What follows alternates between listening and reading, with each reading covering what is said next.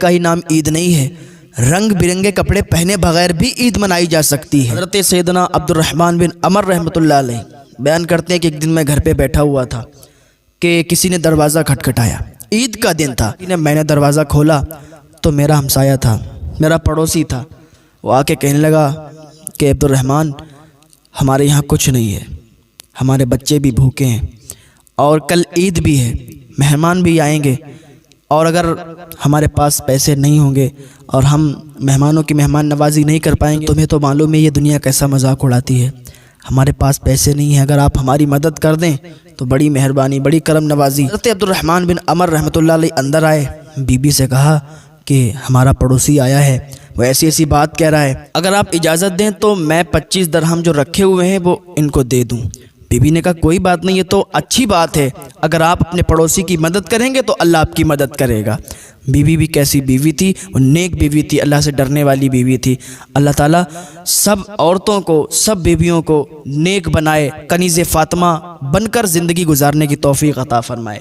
Be be فوراً راضی ہو گئی، کہنے لگی میرے سرتاج، جو تمہاری مرضی ہے وہی میری مرضی ہے، ایسا نہیں ہے جو میری مرضی ہوگی وہ تمہاری مرضی چلے گی، جو تم چاہو گے اس پر میری رضا ہے۔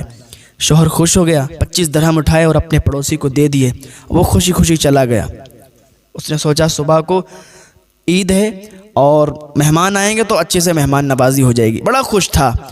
ابھی دروازہ انہوں نے بند کیا تھا کہ دروازہ پھر کسی نے کھٹکھٹایا، یہ پھر کھولنے گئے تو دیکھتے ہیں کہ ایک آدمی کھڑا ہے، اس کو یہ پہچان نہیں رہے ہیں، اور وہ کہتا ہے کہ اے میرے آقا، آپ مجھے نہیں جانتے، لیکن جو آپ کے والد صاحب تھے وہ مجھے جانتے تھے، میں آپ کے والد صاحب کا، آپ کے ابا کا میں غلام تھا اور میں بھاگ گیا تھا۔ جب میں یہاں سے بھاگ کے گیا تو مجھے بہت ہی شرمندگی محسوس ہوئی، اور اب میں لوٹ کر واپس آیا ہوں۔ اور اس نے 25 دینار ان کو دیے، کہا یہ 25 دینار رکھ لو، یہ 25 دینار رکھ لو، اگر تم 25 دینار رکھ لو گے تو میں سمجھوں گا کہ تم نے مجھے معاف کر دیا۔ حضرت عبد الرحمن بن عمر رحمۃ اللہ علیہ انہوں نے وہ دینار لیے اور اللہ کا شکر ادا کیا اور اس غلام کو آزاد کر دیا۔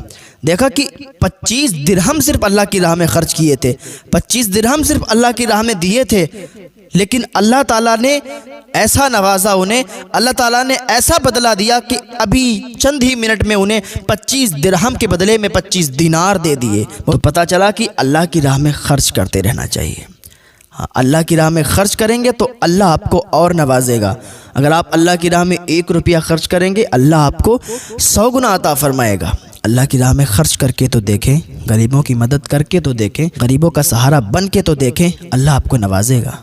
اللہ رب العزت کی بارگاہ میں دعا ہے اللہ نیک عمل کرنے کی توفیق عطا فرمائے۔